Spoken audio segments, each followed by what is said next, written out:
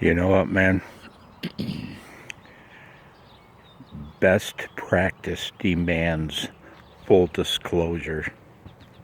I feel I've been dishonest.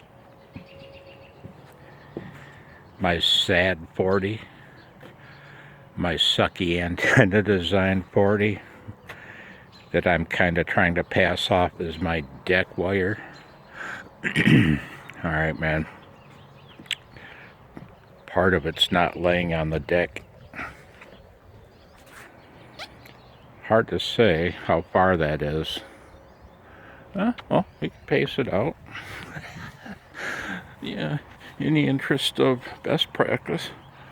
1, 2, 3, 4, 5, 6, 7, 8. About 25 feet, 24 feet there. From that corner to my shack window. And the window is 6 feet high. This is waist high, so, you know, there you go, man. So that's it.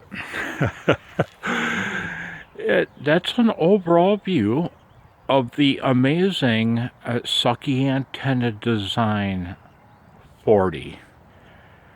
An antenna that spans the nation.